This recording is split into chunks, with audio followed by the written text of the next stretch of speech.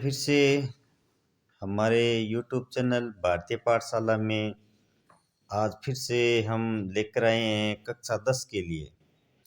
कक्षा 10 का जो वार्षिक परीक्षा है उसको ध्यान में रखते हुए और बच्चों के विशेष आग्रह पर उनके लिए फास्ट रिवीजन के आधार पर जो पद्य भाग है उनसे उनकी रचनाओं के बारे में, कवि परिचय के बारे में, जहाँ से भी वन लाइनर जो महत्वपूर्ण प्रश्न बनते हैं, जो ऑब्जेक्टिव प्रश्न है, जो रिक्त स्थान वाले हैं, जो भी प्रश्न इम्पोर्टेंट है और कवि परिचय भी हम इनका आसानी से याद कर सकते हैं। और मूल इस अध्याय का उद्देश्य भी क्या है, अर्थात मूल प्रतिपाद्य जो कवि है वो इस अध्याय के माध्यम से क्या कहना चाहता है। तो कुल मिलाकर इसमें आपको वो सभी प्रश्नों के उत्तर आसानी से मिलेंगे। तो एक बार आप परीक्षा के लिए कम समय में ये टॉपिक वाइज ज़रूर देखिए। मुझे आशा है कि आपको बहुत ही पसंद आएंगे और परीक्षा की दृष्टि से रिवीजन के लिए आपके लिए महत्वपूर्ण भूमिका भी निभाएंगे। तो इसी के साथ हम शुरू करते हैं। आज पद्य भाग जो क्षितिज भाग 2 है उसके काव्य खंड से पहला ही अध्याय है सूरदास। तो सूरदास जी के बारे में हम अध्ययन करते हैं। तो सूरदास जो है वो भक्ति काल के क्या है, प्रमुख कवि है। भक्ति काल के क्या है, वो प्रमुख कवि माने जाते हैं। क्यों कि उन्होंने भक्ति काल के दौरान कई रचनाओं का अपने समावेश किया है। इसलिए आप थोड़ा सा इनका ध्यान रखें कि सूरदास है वो भक्ति काल के प्रमुख कवि है। आइए हम जानते हैं उनके जन्म के बारे में। जन्म है वो उनका 1478 ईस्वी में हुआ था और निधन है वो 1583 ईस्वी में उनका हो गया था। तो जन्म के बारे में आपको परीक्षा में 2 मान्यताएं पूछी जा सकती है। सर्वप्रथम मान्यता यही है कि उनका जन्म है वो मथुरा के निकट रुणकता या रेणुका क्षेत्र में हुआ था। अर्थात पहली मान्यता के अनुसार उनका जन्म है वो और 1478 में हुआ था। अब बात करते हैं दूसरी मान्यता के अनुसार। तो ये भी अगर परीक्षा में पूछ ले तो दूसरी मान्यता के अनुसार उनका जन्म है वो दिल्ली के निकट सिही गांव में हुआ था। तो आपको दोनों ही मान्यताओं को ध्यान में रखना है। परीक्षा में दोनों ही दृष्टि से वो क्या मानी जाएगी, सही मानी जाएगी। अब बात करते हैं उनके गुरु का नाम। कौन से संप्रदाय से उन्होंने शिक्षा दीक्षा ली थी, तो उनके गुरु थे वल्लभाचार्य और वल्लभाचार्य संप्रदाय से ही उन्होंने क्या ली थी, शिक्षा ली थी। वन लाइनर प्रश्न है, परीक्षा में आ सकता है, ऐसा ही पूछा जा सकता है। निधन पारसौली में हुआ था उनका और 1583 ईस्वी में। उनकी जो भाषा थी वो भाषा हमेशा जन भाषा रही है। हमें उनके काव्य में हमेशा जन भाषा ही देखने को मिलती है। तो ये भी प्रश्न है वो इम्पोर्टेंट प्रश्न है। और उनकी भक्ति है वो हमेशा उनकी रही है दास्य भाव की। ये आप अच्छी तरह से नोट कर ले, क्योंकि श्री कृष्ण के जो बाल लीलाओं पर आधारित थी तो उन्होंने उसी को ही लेकर अपने जन भाषा के दौरान काव्य में संचालन किया था। अब जानते हैं कि पूछ ले कि उनको अन्य किन उपनामों से जाना जाता है। तो उनके उपनाम हैं वो है खंजन नयन, भावाधिपति, वात्सल्य रस। क्यों कि उनके काव्य में वात्सल्य वो भरा रहता है, इसलिए वात्सल्य का उनको क्या कहा गया है, सम्राट कहा गया है। तो आप ये भी ध्यान रखिए। तो सूरदास की गिनती किन में की जाती है, तो जो अष्टछाप के कवि थे उनमें सूरदास की गिनती है वो सर्वश्रेष्ठ कवियों में की जाती थी। ये भी एक अच्छा महत्वपूर्ण प्रश्न है। ये कक्षा 10 के लिए। और मैं एक बात ये भी बताना चाहता हूँ कि ये कक्षा 10 के लिए ही नहीं, तमाम विभिन्न प्रतियोगी परीक्षाओं की तैयारी करने वाले विद्यार्थियों के लिए भी, और हिंदी से संबंधित हर परीक्षा में, कवि परिचय से संबंधित उनके जीवन काल आदि विशेष उल्लेखनीय क्षेत्र से हमेशा प्रश्न पूछे जाते हैं। उनके लिए भी ये बेहतरीन मौका है कि वो इनका अध्ययन जरूर कर लें। अब हम बात करते हैं रचनाओं की। रचनाएं, उनकी 3 प्रमुख रचनाएं हैं। वो कौन कौन सी है? सुर सागर, सुर सरावली, नल देमती और ब्याद लो। इनमें ये सारी रचनाएं हैं वो क्या है? प्रमुख रचनाएं हैं। और बार बार परीक्षाओं में भी पूछा जाता है कि सुर सागर या सुर सरावली जो रचना है वो किसकी है? ये सरावली है, आप ध्यान रखना थोड़ा बहुत। तो सरावली रचना है वो किन की है? सूरदास की है। और सुर सागर भी सूरदास की है। पाठ में संकलित चारों पद। अब हम बात करते हैं इस पाठ में कितने पद संकलित है? चारों पद। और वो कहाँ से लिए गए हैं? वो भ्रमर गीत से लिए गए। तो सूरदास द्वारा रचित जो हमारे प्रथम अध्याय में जो 4 संकलित पद है, ये परीक्षा में कई बार पूछ लिया जाता है। कक्षा 10 के विद्यार्थी यहाँ पर थोड़ा विशेष ध्यान दे। ये ब्रह्म गीत से लिए गए हैं और 4 पद हैं। इन चारों पदों में क्या उल्लेख किया है? तो पाठ में संकलित चारों पद है वो भ्रमर गीत से लिए गए हैं। तो उसमें गोपियों ने भ्रमर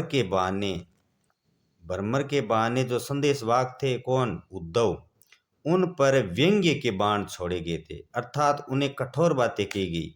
पहले पद था उसमें गोपियां उद्धव को सौभाग्यशाली मानती है। सौभाग्यशाली इसलिए मानती है क्योंकि वे कभी प्रेम के चक्कर में नहीं पड़े और उन्होंने प्रेम का स्वाद नहीं चखा। ये तो हम ही मूर्ख है जो कृष्ण प्रेम में लिपट गई। तो गोपियां अपने आप को कहती है कि हम है वो श्री कृष्ण के प्रेम में पड़ गई, और उद्धव है वो आज तक है किसी के प्रेम चक्कर में नहीं पड़ा, और उनकी स्थिति हो गई है उन मक्खियों की तरह जो गुड़ के लिपट जाती है और उनकी मृत्यु हो जाती है। तो दूसरे पद में गोपियों की ये स्वीकार किया है कि उनके मन में जो आशा थी वो आशा बनकर ही रहेगी। वो आशा क्या थी? श्री कृष्ण के प्रति प्रेम की गहराई को अभिव्यक्ति करती है, अर्थात वो अपनी बात है वो श्री कृष्ण को पूर्ण रूप से कह नहीं पाई। तीसरे पद में गोपियां उद्धव की योग साधना को कड़वी ककड़ी जैसा बताकर कृष्ण के प्रति अपने एकनिष्ठ प्रेम में दृढ़ विश्वास करती है। क्योंकि उद्धव है गोपियों को योग का संदेश देने के लिए आए थे, और वो योग है जो गोपियों को जो कड़वी ककड़ी होती है ना उसके समान लगता है, क्योंकि उन्होंने प्रेम के अलावा कुछ भी नहीं सीखा था। इसलिए उनका प्रेम है वो एकनिष्ठ था, किसके प्रति? श्री कृष्ण के। और चौथे पद में वो उद्धव को ताना मारती है। क्या कहती है? कि श्री कृष्ण है वो मथुरा जाकर क्या सीख गए? राजनीति। और वो राजनीति किस प्रकार की सीख गए हैं? क्योंकि उन्होंने प्रेम को छोड़कर योग का मार्ग अपनाने की बात कहकर हमारे से वो क्या कर रहे हैं? अन्याय कर रहे हैं, और उनका ये व्यवहार राजधर्म के विपरीत है। तो इस पाठ से आपको यही ध्यान में रखना है कि मूल इस पाठ का प्रतिपाद्य क्या है, क्या इन पदों के माध्यम से वो कहना चाहते हैं। और कवि सूरदास जी का भी हमने जीवन परिचय अच्छी तरह से अध्ययन किया। आगे के रिवीजन में हम देखते हैं तुलसीदास जी। ये भी क्या थे? तुलसीदास जी राम भक्ति परंपरा के अग्रणी कवि। अगर आपसे ये प्रश्न पूछ लिया जाए कि राम भक्ति परंपरा के अग्रणी कवि कौन थे, तो वो थे आपके तुलसीदास जी, जिनका जन्म 1532 उत्तर प्रदेश के बांदा जिले के राजापुर गांव में हुआ था। यहाँ से भी प्रश्न पूछा जाता है कई बार। अब हम उनके माता पिता के बारे में अध्ययन करते हैं। माता का नाम हुलसी देवी था, पिता का नाम आत्माराम दुबे था। पत्नी थी वो रत्नावली थी और उनके गुरु का नाम नरहरिदास था। अब हम बात करते हैं इनका निधन के बारे में। तो उनका निधन हुआ था 1623 में। 1623 में उनका निधन हो गया था। और बचपन की बात करें तो बचपन में उनको प्यार से राम बोला नाम से पुकारा जाता था। ये भी परीक्षा में कई बार प्रश्न पूछ लिया जाता है कि तुलसीदास जी के बचपन का नाम क्या था, तो राम बोला। बात करते हैं भाषा। उनकी भाषा देखो, ब्रज भाषा व अवधी भाषा दोनों पर समान आधिपत्य रहा। उन्होंने अपनी रचनाओं में इन दोनों भाषाओं को हमेशा समान रूप से आधिपत्य अर्थात समानता प्रदान की और रचनाओं का निर्माण करते रहे। अब बात करते हैं प्रसिद्ध एवं प्रमुख रचनाएं कौन कौन सी है। तो आप सभी जानते हैं कि रामचरितमानस है। रामचरितमानस यहाँ पर है, रामचरितमानस है। आप थोड़ा सा ध्यान रखिए, यहाँ पर रामचरितमानस है, जिसकी यहाँ पर हम एक साथ में भी अध्ययन कर लेते हैं कि उसकी भाषा क्या है, अवधी है। दूसरी प्रमुख रचना है विनय पत्रिका, जो उन्होंने देवी देवताओं के माध्यम से अरदास किया था, सभी देवी देवताओं की स्तुति की थी, तो उसकी भाषा है वो ब्रज है। कवितावली भी ब्रज है, गीतावली भी ब्रज है और दोहावली भी ब्रज है। इस प्रकार ये जो इनकी भाषा और रचनाएं हैं, ये प्रमुख रूप से इनमें से परीक्षाओं में कई बार प्रश्न पूछ लिया जाता है, तो हमें इनका बारे में ध्यान देना चाहिए। अब बात करते हैं इनकी अन्य जो प्रमुख रचनाएं हैं वो कौन कौन सी है। उनकी अन्य प्रमुख रचना है रामलला, नहछू, यहाँ पर नाम है नहच्छू, रामलला, नहच्छू, कृष्ण गीतावली, वैराग्य संदीपनी, राम्याज्ञा प्रश्नावली, बरवे रामायण, पार्वती मंगल, जानकी मंगल। तो हमने इनकी सभी रचनाओं के बारे में यहाँ पर विशेष ध्यान दिया है, ताकि कक्षा 10 के विद्यार्थी और अन्य प्रतियोगी परीक्षा की तैयारी करने वाले भी जो भी कंपटीशन में भाग ले रहे हैं, उनके लिए भी ये बहुत महत्वपूर्ण है, कवि परिचय से संबंधित है, तो आप जरूर इन पर ध्यान दें। राम लक्ष्मण परशुराम संवाद। अब कक्षा 10 का जो अध्याय नंबर 2 है वो किस पर आधारित है, राम लक्ष्मण परशुराम, इन तीनों के बीच में संवाद है, जो रामचरितमानस के बाल कांड से लिया गया है। ये पूर्व की परीक्षाओं में भी पूछा गया है कि राम लक्ष्मण परशुराम संवाद है वो रामचरितमानस के किस कांड से लिया गया है, लंका कांड से लिया गया है, सुंदर कांड से लिया गया है। लेकिन कई बार कन्फ्यूजन में बच्चे हैं वो उत्तर गलत कर देते हैं, तो हमें ध्यानपूर्वक ध्यान रखना है कि वो बाल कांड से लिया गया है। ये परीक्षा की दृष्टि से अति महत्वपूर्ण प्रश्न है। अब इतिहासकार क्या कहते हैं इनके बारे में। इतिहासकार ये कहते हैं कि तुलसीदास के राम को जानने के लिए रामचरितमानस, समय तुलसी को जानने के लिए विनय पत्रिका पढ़ना चाहिए। वो कहते हैं कि अगर तुलसी के राम को जानना है तो रामचरितमानस पढ़िए, और समय अगर तुलसी को जानना है तो उनके द्वारा जो लिखी गई विनय पत्रिका, अर्थात विनय पत्रिका में उनके चरित्र के बारे में हमें विशेष ध्यान का पता चलता है, इसलिए हमें विनय पत्रिका का अध्ययन करना चाहिए।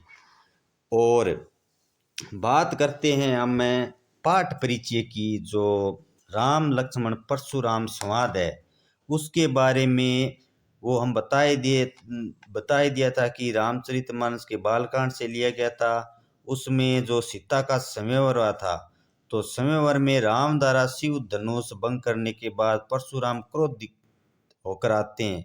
वे शिव धनुष को खंडित देखकर आपे से बाहर हो जाते हैं। राम के विनय और विश्वामित्र के समझाने पर वो क्या हो जाते हैं, शांत हो जाते हैं। इसी बीच राम लक्ष्मण और परशुराम के बीच जो संवाद हुआ, अर्थात संवाद का अर्थ है बात, जो वार्तालाप हुआ था वही वार्तालाप इस अध्याय में दर्शाया गया है। उसी प्रसंग का वर्णन यहाँ पर किया गया है कि किस प्रकार कहीं पर लक्ष्मण कटु वचनों का प्रयोग करते हैं और कहीं पर परशुराम है वो क्रोधित होकर उन पर प्रहार करने का, और जो कुंभटिया शब्द है ऐसे कई शब्दों का प्रयोग करते हैं। तो इस प्रकार हमें इस मूल पाठ का प्रतिपाद्य भी समझ में आ गया, कवि परिचय भी समझ में आ गया। अब हम आगे बात करते हैं हमारे फर्स्ट रिवीजन में कक्षा 10 के अध्याय 3 जय शंकर प्रसाद। जय शंकर प्रसाद बहुत ही प्रसिद्ध कवि हैं, तो आप इनके बारे में ज़रूर देखिए। और उनके द्वारा संकलित ये आत्मकथ्य इस अध्याय में उजागिर हुआ है। तो अब हम जानते हैं जय शंकर प्रसाद के जीवन परिचय के बारे में। जय शंकर प्रसाद मूलतः छायावादी कवि थे। ये आपको ध्यान में रखना है। मैंने हर कवि के बारे में बताया कि वो किस प्रकार के कवि थे। सूरदास जी है वो वात्सल्य के कवि थे, और जय शंकर प्रसाद छायावादी। तुलसीदास जी है वो राम भक्ति के और भक्तिकालीन कवि है वो सूरदास जी थे। तो इम्पोर्टेंट यहीं से परीक्षा में जो फैक्ट है वो आते हैं, वो आप ध्यान रखिए। इनका जन्म 1879 में बनारस में हुआ था। कहाँ पर हुआ था? बनारस में। छायावाद के प्रवर्तक अर्थात छायावाद के प्रवर्तक किन को माना जाता है? जय शंकर प्रसाद को माना जाता है। ये भी प्रश्न है वो ध्यान देने योग्य है। और ये बात भी किन्होंने की है? इल्ला चंद्र जोशी के कथन के अनुसार छायावाद के प्रवर्तक कौन हैं? जय शंकर प्रसाद। अब बात करते हैं प्रारंभ में जो वो रचना करते थे। प्रारंभ में जो रचना करते थे वो कल्लाधर नाम से, अर्थात कल्ला का जो धनी होता है, तो इसलिए वो प्रारंभ में जो रचना करते थे वो कल्लाधर नाम से रचना करते थे। और भाषा थी उनकी ब्रज भाषा में वो लेखन करते थे। और इनका भी उपनाम क्या था? इनका उपनाम था झारखंडी कवि। अब बात करते हैं इनकी प्रमुख कृतियाँ। इनकी प्रमुख कृतियाँ हैं वो झरना है, जो प्रथम रचना मानी जाती है और जो प्रकाशित हुई थी 1918 में। झरना इनकी प्रमुख कृति है और 1918 में ये प्रकाशित हुई थी। उसके बाद में लहर है, आंसू है, कानन कुसुम है, प्रेम पथिक है, करुणालय है, चित्राधर है, कामायनी। अब बात करते हैं कामायनी इनकी अंतिम रचना थी और वो प्रकाशित हुई थी 1935, और जो कि एक महाकाव्य है। अगर यहाँ पर एक प्रश्न ये भी पूछा जा सकता है कि उनकी प्रथम रचना और अंतिम रचना कौन कौन सी है? प्रथम झरना और अंतिम है वो कामायनी। इस प्रकार भी आपको थोड़ा सा विशेष ध्यान रखना है। अब हम बात करते हैं इनके नाटकों के बारे में। बहुत ही प्रसिद्ध नाटक है अजात शत्रु, चंद्रगुप्त, स्कंदगुप्त, ध्रुव स्वामिनी। ये इनके प्रसिद्ध नाटक है। ये भी कई बार परीक्षाओं में पूछ लिया जाता है कि इनमें से कौन सा नाटक है वो जय शंकर प्रसाद का नहीं है। उपन्यास की बात करते हैं तो कंकाल, तितली, इरावती, और इरावती है वो उनका आधा अधूरा है। तो कहानी संग्रह की बात करते हैं तो कहानी संग्रह उनकी महत्वपूर्ण है आकाशद्वीप, आंधी और इंद्रजाल। ये इनकी कहानी संग्रह। तो आप इनका भी ध्यान रखिए। नोट देने वाली विशेष बात यह है कि आत्मकथा में कवि ने, जो ये आत्मकथा है ना, उसमें कवि ने अपने जीवन के यथार्थ एवं अभावों का मार्मिक अंकन किया है। उन्होंने जो अपने जीवन यानी जीवन की जो वास्तविक जो चीज़ें हैं ना, जो उनके साथ घटनाक्रम हुआ, उन चीज़ों का और जो किस अभाव में वो रहे, उनका मार्मिक अर्थात हृदय को छूने वाला। तो इस प्रकार उन्होंने अंकन किए। कवि ने अपने जीवन को सामान्य व्यक्ति का जीवन बताया। तो कवि ने अपने जीवन को कुछ बहुत बड़ा नहीं बताया, उन्होंने अपने इसको क्या बताया है, सामान्य जीवन बताया है। और उसने उन क्षणों का स्मरण किया है जब कुछ क्षणों के लिए उसके जीवन में सुख आया था। कवि ने बताया है कि मेरे जीवन में भी जो सुख आए थे वो कुछ क्षणों के लिए आए थे, वह सुख टिक नहीं सका, और जो सुख आए वो टिक नहीं सके। अब वह उस सुख की कल्पना ही करता है। कवि को अपने जीवन में दूसरों से धोखे मिले, वह अपनी जीवन कथा में उनका उल्लेख नहीं करना चाहता। मुख्यतः आत्मकथ्य यानी अपने द्वारा लिखे गए अपने निजी जीवन के बारे में उन्होंने जो भी लिखा कि अपने जीवन में कुछ धोखे भी मिले, कुछ सुख भी प्राप्त हुए, लेकिन वो उनको बताना नहीं चाहता। और इसी पाठ है अर्थात अध्याय के माध्यम से वो आत्मकथ्य के माध्यम से कहना चाहता है। तो विद्यार्थी जीवन परिचय के साथ छोटे वाले प्रश्न और मूल पाठ का प्रतिपाद्य जो क्या संदेश देना चाहता है वो भी इम्पोर्टेंट प्रश्न है। वो मेरे हिसाब से परीक्षा से कुछ भी बाहर नहीं जा सकता। अगर कोई विद्यार्थी जीरो लेवल से भी यहाँ पर अध्ययन करता है तो जरूर उसके लिए फायदा होगा। आगे पद्य भाग में हम बात करते हैं सूर्यकांत त्रिपाठी निराला। ये भी बहुत ही प्रसिद्ध कवि हैं। इनकी रचनाएं सूर्यकांत त्रिपाठी निराला ये छायावादी व प्रगतिवादी हर प्रकार कवि है, वो अलग अलग रचनाएं करते हैं। तो ये छायावाद के क्या थे, प्रवर्तक थे और प्रगतिवादी कवि। और उन्होंने अपनी रचनाओं में मुक्त छंद के द्वारा रचनाएं की, इसलिए ये मुक्त छंद के प्रथम प्रयोक्ता थे। तो आपसे प्रश्न पूछ लिया जाए कि मुक्त छंद के प्रथम प्रयोक्ता कौन थे, तो वो थे सूर्यकांत त्रिपाठी निराला। तो निराला जी का जन्म 1899 और निधन है वो 1961 में हुआ था। ये भी आपको जीवन परिचय में आप लिख सकते हो। सर्वप्रथम कविता, उनकी सर्वप्रथम कविता जूही की कली जो कि 1916 में प्रकाशित हुई थी और रचना काल के आधार पर छायावाद की प्रथम रचना, क्योंकि ये छायावादी कवि थे और छायावाद से संबंधित हम ये कह सकते हैं कि जूही की कली है वो छायावाद की प्रथम रचना मानी जाती है उनकी रचना काल के आधार पर। ये भी इम्पोर्टेंट फैक्ट है जो आपको ध्यान में रखना है। अब हम बात करते हैं उनकी शिक्षा की, और शिक्षा है वो उनकी थी 9वीं कक्षा। वो उन्होंने अपने पारिवारिक कारण अभावों के कारण शिक्षा वो आगे नहीं ग्रहण कर सके, इसलिए वो 9वीं कक्षा तक ही अध्ययन किया था।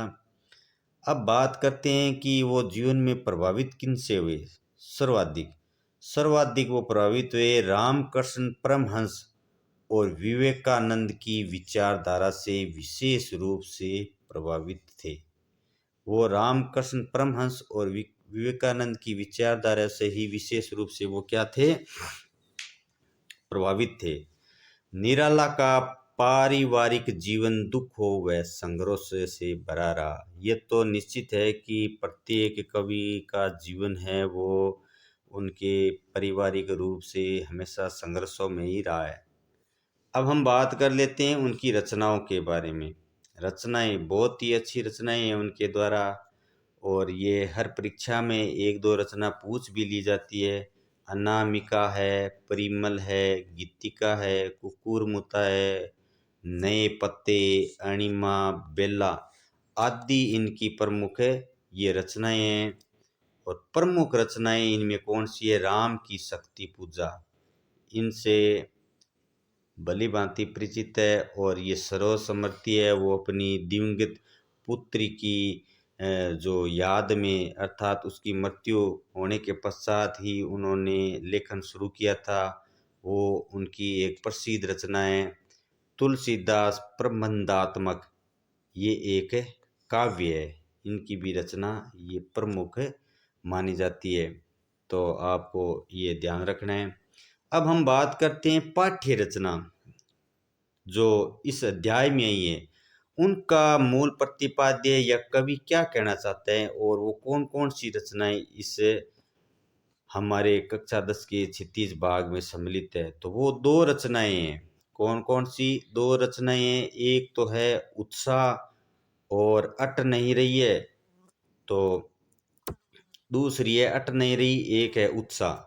उत्साह में क्या कहना चाहते हैं? ये एक आह्वान गीत है। आहा आह्वान गीत है जो किसको आह्वान किया गया है? जो बादलों को आह्वान किया गया है। बादलों के माध्यम से मानव के उत्साह का वर्णन हुआ है। बादलों का आह्वान करके प्रतीकात्मक रूप से मानव का वर्णन किया है। कविता में बादल एक और पीड़ित प्यासे जन की आकांक्षाओं को पूरा करने वाला है, तो दूसरी ओर बादल नई कल्पना, नए अंकुर के लिए विद्वान, विप्लव और क्रांति चेतना को संभव करने वाला भी है। तो बादल है वो एक तो पीड़ित मानव की जो प्यास है और जो उसकी मन की आशा है उसको पूरा करता है। दूसरी ओर बादल है वो इस सृष्टि में जो नई चीजें अंकुरित होती है, अर्थात प्रकृति में जो विप्लव है, जो क्रांति है, उस चेतना को भी संभव करने वाला होता है। तो इस मूल पाठ का प्रतिपाद्य यही है कि इस उत्साह कविता के माध्यम से कवि क्या कहना चाहता है। दूसरी कविता है अट नहीं रही। अट नहीं रही, इसमें कवि ने फागुन मास की मस्ती और शोभा का मनमोहक वर्णन किया है। तो इस प्रकार आप इन दोनों कविताओं को थोड़ा सा अध्ययन करिए और उससे आने वाले प्रश्न भी है वो मेरी दृष्टि से आप कहीं भी गलत नहीं करेंगे। ये रिवीजन के लिए बहुत ही अच्छी क्लास है। एक बार सभी विद्यार्थी, मैं आपसे पुनः निवेदन करता हूँ कि परीक्षा में जाने से पहले आप इन पर जरूर गौर करें। तो उसके बाद में भी शिक्षा हुई थी वो सूर्यकांत त्रिपाठी निराला की। अब हम बात करते हैं नागार्जुन, जो हमारे पद्य भाग में सम्मिलित है, अध्याय 5। और अध्याय है ये दंतुरीन मुस्कान और दूसरी कविता है फसल। तो नागार्जुन का मूल नाम था वैद्यनाथ मिश्र। यहाँ पर वैद्यनाथ मिश्र है, वो आप ध्यान में रखना। वैद्यनाथ वैद्यनाथ मिश्र। जन्म है वो 30 जून को हुआ था बिहार के दरभंगा जिले के सतलखा गांव में। बिहार में उनका जन्म हुआ था, सतलखा गांव में। निधन की बात करें तो 6 नवंबर 1948 को उनका निधन हो गया था। वास्तविक नाम था वैद्यनाथ मिश्र, जो आपको मैंने अभी यहाँ पर बताया। थोड़ी सी प्रिंटिंग में मिस्टेक है, वो आप ध्यान में रखना। वैद्यनाथ मिश्र है। तो बौद्ध धर्म में दीक्षा लेकर बौद्ध भिक्षु बन जाने के कारण नागार्जुन नाम पड़ा। तो दूसरा प्रश्न यहाँ पर बनता है कि नागार्जुन नाम कैसे पड़ा। तो नागार्जुन नाम है वो बौद्ध भिक्षु बन जाने के बाद और वो बौद्ध धर्म की जो शिक्षा दीक्षा लेने के बाद ही उनका नाम है वो नागार्जुन पड़ा। इसलिए आप यहाँ पर भी ध्यान में रखना उनके नाम के संदर्भ में। और उपनाम क्या है? उपनाम इनका नाम है बाबा और ढक्कन। ये उनके दो अजीबो नाम भी थे। इसलिए अगर परीक्षा में पूछ भी ले, नहीं तो हमारे सामान्य परिचय के लिए भी ये बड़ा रुचिकर है। हम वैद्यनाथ मिश्र अर्थात नागार्जुन के जो उपनाम है। अब बात करते हैं मैथिली भाषा। मैथिली भाषा में लिखने के कारण यात्री उपनाम से रचना कार्य करते थे। वो किस नाम से मैथिली भाषा में यात्री उपनाम से रचना करते थे? पत्रिका का संपादन, उन्होंने पत्रिका का भी संपादन किया था। दीपक नामक पत्रिका 1935 में उन्होंने संपादन किया था। और उस वो पत्रिका थी मासिक अर्थात मंथली पत्रिकाएं हैं वो जारी की थी। अन्य फैक्ट भी है उनके बारे में, हम जानते हैं कि वो क्या बातें थी जो हमें उनके बारे में रुचिकर बताती है। इंदिरा गांधी की राजनीतिक नीतियों का उन्होंने क्या किया था, अपने समय में घोर विरोध किया था। ये बात भी हमें भली भांति परिचित होना चाहिए। प्रमुख रचनाएं, प्यासी पथराई आंखें, जो कि कौन सी भाषा में पूछ ले, हर तरह से आपके लिए इम्पोर्टेंट प्रश्न बना के रखे हैं। कहीं से भी अगर आपने इनको एक बार अच्छी तरह से देख लिया और ये शॉर्ट रिवीजन में है और ये आपको परीक्षा में प्रश्न दिलाने वाले हैं, तो आप ज़रूर थोड़ा सा समय निकाल कर भी इनको देखिए। तो अंतिम समय में जो मेहनत एक बार की गई है वो ज़रूर सार्थक रंग लाती है। और दूसरी जो रचना है वो युगधारा, हजार हजार बाहों वाली, पुरानी जूतियों का कोर्स, खिचड़ी विप्लव, बादल को गिरते देखा, सतरंगी पंखों वाली, मैं मिलिट्री का बूढ़ा घोड़ा। इस प्रकार ये जो रचनाएं हैं, ये रचनाएं अपने आप में क्या है, अद्भुत रचनाएं हैं जो अलग सी लग रही है। अब बात करते हैं आगे, हम थोड़ा सा इनके बारे में हम विशेष जानकारी भी जान लेते हैं। भी शिक्षा है, तो शिक्षा के बारे में मैं बताना चाहता हूँ कि इनकी प्रारंभिक शिक्षा है वो संस्कृत पाठशाला में हुई थी। कहाँ हुई थी? संस्कृत पाठशाला में हुई थी। 1936 में वो श्रीलंका गए और यहीं जाकर वो बौद्ध धर्म में दीक्षित हुए थे। तो ये बौद्ध धर्म में कहाँ पर दीक्षित हुए थे? क्योंकि नागार्जुन नाम पड़ा था, इसलिए वो श्रीलंका में बौद्ध धर्म है, तो वहाँ पर 1936 में गए थे और वहीं पर वो दीक्षित हो गए। अब बात करते हैं इस पाठ में सम्मिलित क्या है, जो मैं इसके बारे में बताना चाहता हूँ कि इस पाठ्यक्रम में नागार्जुन द्वारा 2 रचित कविताएं हैं। वो मैं आपको वैसे ही बता देता हूँ, आप सुनकर भी ध्यान में रखना। एक दंतुरित मुस्कान है, दूसरी है फसल। दंतुरित मुस्कान कविता में एक छोटे बच्चे की मनोहरी मुस्कान देखकर कवि के मन में जो सहज भाव उमड़ते हैं, उन्हें कविता में अनेक बिंबों के माध्यम से प्रकट किया है। और कविता में बिंबों के माध्यम में इस प्रकार प्रकट किया है कि कवि कहता है कि जो उसकी झोंपड़ी में है, उसकी मुस्कान देखकर जैसे कमल के फूल खिल गए हो, इस प्रकार ये बिंब होता है। तो उन्होंने इन बिंबों के माध्यम से इस प्रकार उन्होंने प्रकट किया है, और बालक की मुस्कान देखकर उस पर सब कुछ है वो निछावर कर देने वाला हो जाता है। तो यही इस मूल कविता का प्रतिपाद्य है। दूसरी है फसल, जिसके माध्यम से यही बताने का प्रयास किया गया है कि फसल में जो अंकुरण के लिए किन धरती, आकाश, जल, कण सभी तत्व क्या है कि विद्यमान रहता है, और फिर उसको काटने के लिए हर प्रकार से अनेक हाथों का प्रयोग होता है, जिस उस प्रकार फसल है वो उसकी उपज होती है। तो यही इस का प्रतिपाद्य है। आगे हम बात करते हैं हमारे पद्य भाग में। तो हमारे पद्य भाग में हमें ध्यान है कि मंगलेश डबराल, मंगलेश डबराल है, उनका भी महत्वपूर्ण स्थान है। तो मंगलेश डबराल के बारे में जानते हैं कि उनका जन्म है वो 1948 टिहरी गढ़वाल, उत्तरांचल, उत्तरांचल के गढ़वाल, गढ़वाल में काफल पानी ये गांव है, वहाँ पर इनका जन्म हुआ था। ये भी अच्छा फैक्ट है, आपको ध्यान में रखना है। और शिक्षा हुई थी वो उनकी देहरादून में हुई थी। जन्म हुआ था उत्तरांचल में और शिक्षा है वो उनकी देहरादून में हुई थी। सन 1983 में उन्होंने जनसत्ता में साहित्यिक संपादन का पद संभाला था। अब बात करते हैं कि 1983 में उन्होंने जनसत्ता में साहित्यिक संपादन का पद है वो संभाला था। आइए अब हम बात करते हैं उनकी कविता संग्रह के बारे में।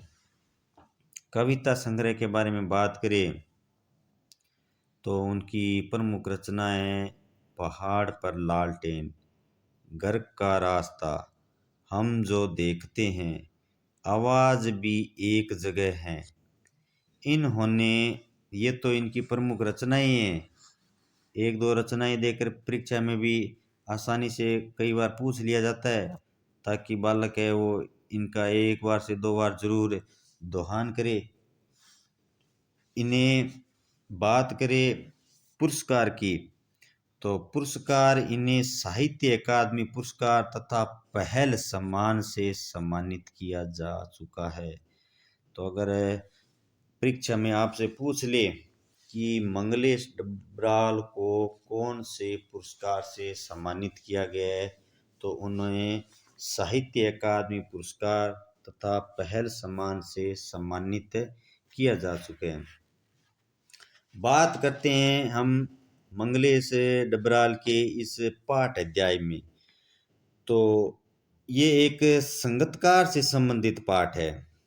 विशेष ध्यान दे बालक, जो भी ध्यान दे रहे हैं, यहीं से भी प्रश्न आ सकता है। कवि परिचय तो हमने जान लिया और उनसे आने वाले छोटे प्रश्न भी जान लिया, और पाठ से आने वाले छोटे प्रश्न भी हम इस प्रकार कर सकते हैं।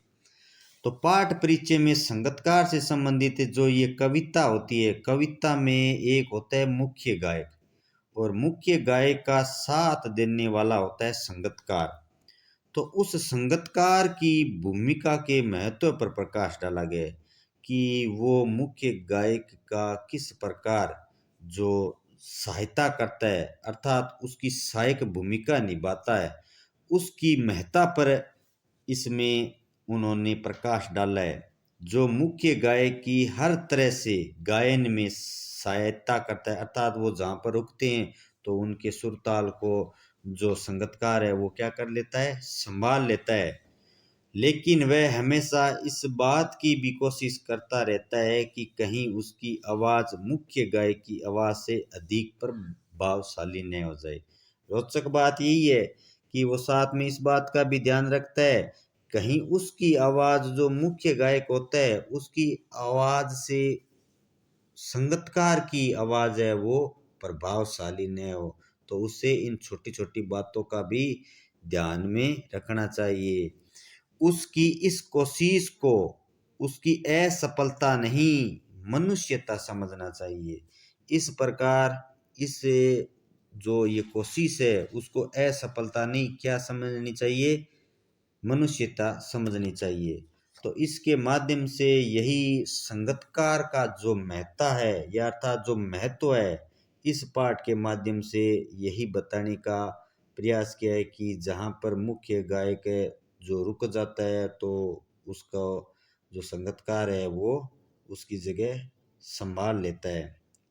इस प्रकार उस पर प्रकाश डाला गया है। तो इस प्रकार हमने कक्षा 10 के क्षितिज भाग से जो काव्य खंड है, उन काव्य खंडों में जो पद्य भाग के जितने भी कवि है, उन कवियों के बारे में आज हमने जीवन परिचय और उनकी प्रमुख रचनाएं, उनके साहित्य क्षेत्र में उल्लेखनीय योगदान, शिक्षा और संपादन से संबंधित उनके कृतित्व और व्यक्तित्व जो भी है उन पर हमने प्रकाश डाला है।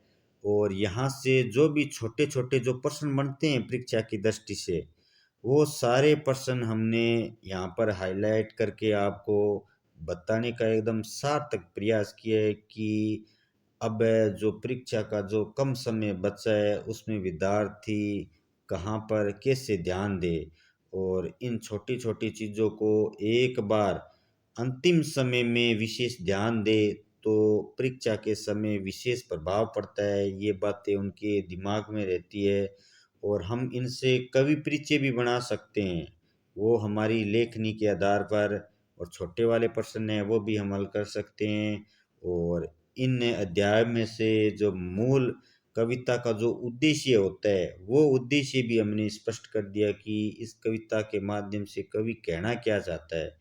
ये जो पाठ में संकलित है कविता, उनका कुछ न कुछ प्रतीकात्मक रूप में, जैसे जनसाधारण के रूप में, प्रकृति के रूप में, छायावाद के रूप में, लोक मंगल भावना के रूप में, भक्ति के रूप में, जो विभिन्न विचारधाराओं के जो कवि थे, इस प्रकार हमने सूरदास भक्ति काल कवि थे, तुलसीदास जी है वो राम भक्ति धारा के कवि थे।